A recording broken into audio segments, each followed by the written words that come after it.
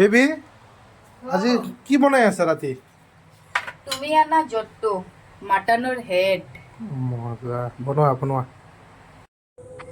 Hello' everyone, আপোনালোকক মোৰ channel George home কিচনলৈ আকৌ এটা নতুন ৰেচিপিলৈ স্বাগতম। প্ৰথমতে প্ৰেছাৰ কুকাৰত জট্টু মানে মাটনৰ হেডটো দি অলপমান নিমখ আৰু 1 কাপ পানী দি কেনে প্ৰেছাৰ কুকাৰত 2টা বা 3টা চিটি লগাই ল'ম। এতিয়া মই মাটনৰ হেডটো বনাবৰ কাৰণে পিঁয়াজবোৰ ডাঙৰ ডাঙৰকৈ বা সৰু সৰুকৈ আপোনালোকক যেনেকৈ ভাল লাগে সেনেকৈ কাটি ল'ব।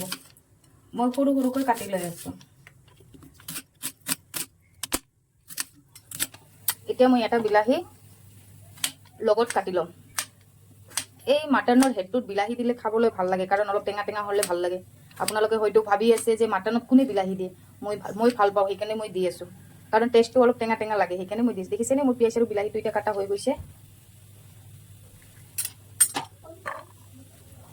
ইয়াত 3টা মিডিয়াম সাইজৰ পিঁয়াজ আছে, ইয়াত এটা বিলাহী আছে, ইয়াত মই আদা নহৰু শুকান জলকীয়া আৰু লগত পিঁয়াজ পেষ্ট বনাই লৈছোঁ।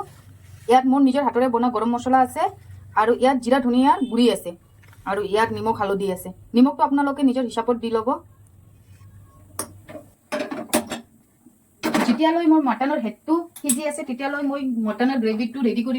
এতিয়া কেৰাহীটো গৰম হৈ গৈছে, ইয়াত মই তেলটো দি ল'ম।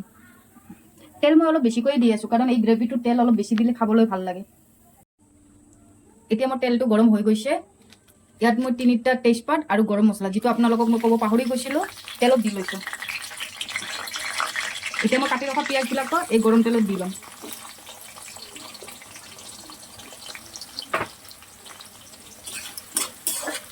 এতিয়া মই এই পিঁয়াজটো গল্ডেন ব্ৰাউন হোৱালৈকে ভালকৈ ভাজি ল'ম। আপোনালোকে হয়তো ভাবি আছা যে এই মাথাটো বনাব কি দেখাব লাগে, কিন্তু কেতিয়াবা আমাৰ এনেকুৱা হয় যে মাথাটো বনাৰ টাইমত বহুত হাদ্দি থাকে আৰু খাবলৈ লৈকে দিগদাৰ হয়। মই আপোনালোকক এনেকুৱা এটা টিপছ দেখাই আছোঁ, যিটো নেকি বনাৰ টাইমত হাদ্দিবোৰ আপোনালোকে ওলাই ল'ব পাৰিব আৰু খোৱাৰ টাইমত খুবেই আৰাম হ'ব। মোৰ পিঁয়াজটো ভাজা হৈ গৈছে, পিঁয়াজটো মই বেছি ব্ৰাউন কৰা নাই। এতিয়া মই যিবোৰ মছলা আপোনালোকক দেখাইছিলোঁ সেই মছলাবোৰ এই পিঁয়াজটোত এড কৰি দিম। আদা নহৰু পিঁয়াজ শুকান জলকীয়াৰ পেষ্ট, জিৰা ধনিয়া 3 চামুচ, গোটা মছলা 2 চামুচ, গৰম মছলা, হালধি নিমখ দি কেনে এইটো মই ভালকৈ মছলাটো ভাজি ল'ম। এতিয়া মই ইয়াত কাটি ৰখা বিলাহীটোও দি দিম। দি কেনে এই মছলাটো ভালকৈ ভাজি ল'ম, কাৰণ বিলাহীটো গলোতে অলপমান টাইম লাগে, সেইকাৰণে মছলাটো মই 2 পৰা 3 মিনিট ভালকৈ কম গেছত ভাজি ল'ম। এতিয়া মই ইয়াত অলপমান পানী এড কৰি আছোঁ, কাৰণ কেতিয়াবা মছলাটো ভাজাৰ টাইমত জ্বলি যায়, সেইকাৰণে অলপমান পানী দি ভাজিলে ভাল হয়। মই ভিডিঅ'বোৰ বহুত কষ্ট কৰি বনাই আছোঁ। আপোনালোকে দেখোন ভিডিঅ'বোৰত লাইকো নকৰে, শ্বেয়াৰো নকৰে, ছাবস্ক্ৰাইবো নকৰে। আপোনালোকক কি মোৰ ভিডিঅ'বোৰ চাই বেয়া লাগি আছে নেকি? বেয়া লাগি আছে যদিও কমেণ্টত জনাব, ভাল লাগি আছে যদিও কমেণ্টত জনাব।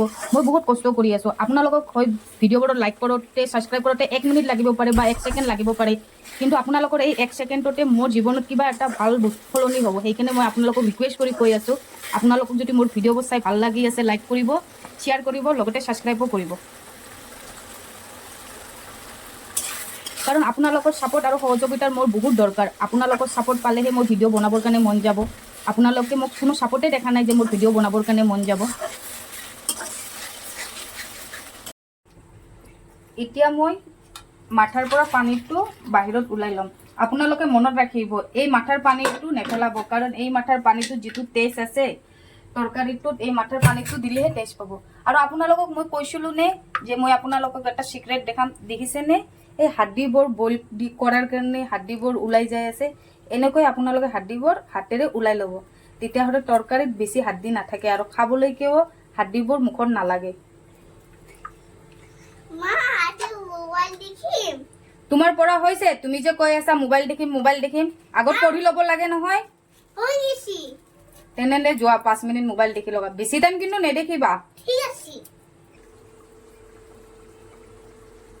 দেখিছেনে মই হাড্ডিবোৰ কেনেকৈ ওলাই লৈছোঁ? ঠিক এনেকৈ হাড্ডিবোৰ আপোনালোকে ওলাই ল'ব। আৰু দেখক মাংসবোৰ কিমান ধুনীয়াকৈ ওলাই গৈছে।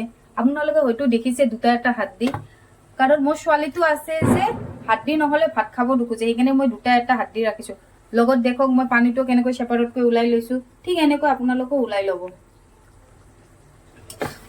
মোৰ মছলাটো ভাজা হৈ গৈছে আপোনালোকে দেখিছেনে মোৰ মছলাৰ কালাৰটো কিমান ধুনীয়া হৈছে দেখিব মই যে আজি পেষ্টটো দিছিলোঁ এই পেষ্টটো মই পাতাত পিচি বনাইছোঁ কেতিয়াবা এনেকুৱা হয় যে মিক্সাৰ গ্ৰাইণ্ডাৰৰ পেষ্টবোৰ যিমানেই দিওঁ না নিদিওঁ তৰকাৰীটো খাবলৈ ভাল নহয় আৰু কেতিয়াবা পাতাত পিচি তৰকাৰী বনালে কালাৰ বা খাবলৈ খুবেই ভাল হয় সেইকাৰণে আজি মই তৰকাৰীটোত পাতাত পিচি মছলাটো দিছোঁ সেইকাৰণে কালাৰটো দেখিছে কিমান ধুনীয়া হৈছে ইয়াত কিন্তু মই কোনো ৰেড চিলি পাউডাৰ এইবোৰ এড কৰা নাই এতিয়া মই যিবোৰ সিদ্ধ কৰি মাংসবোৰ ওলাই ৰাখিছিলোঁ এই মাংসবোৰ ইয়াত এড কৰি দিম এই মাংসটো ভালকৈ লাৰি কেনে 2 পৰা 3 মিনিট আৰু মই ভাজি ল'ম কাৰণ মাংসৰ ভিতৰত মছলা সোমাবৰ কাৰণে আমাক মাংসটো ভাজিবই লাগিব সেইকাৰণে মই 2-3 মিনিট ভাজি আছোঁ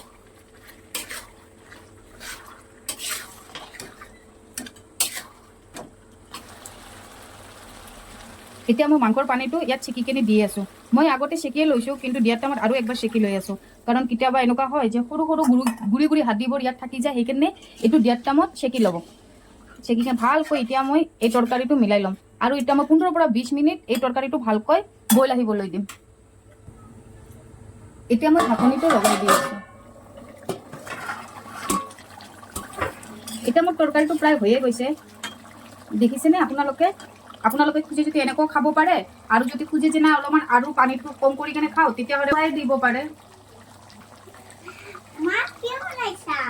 তোমাৰ ফেভৰেট মাটন মই এতিয়া আৰু পানীটো অলপমান টাইম 2 পৰা 3 মিনিট আৰু শুকাবৰ কাৰণে দিম কাৰণ এতিয়া মই তৰকাৰীটোৰ ফাইনেল লুক আপোনালোকক দেখাই আছোঁ দেখিছেনে দেখি কেনে নিশ্চয় খাব মন গৈছে যদি মোৰ চেনেলটো লাইক কৰিব শ্বেয়াৰ কৰিব ছাবস্ক্ৰাইব কৰিব মই আকৌ এবাৰ কৈ আছোঁ প্লিজ কমেণ্ট কৰিবও নাপাহৰিব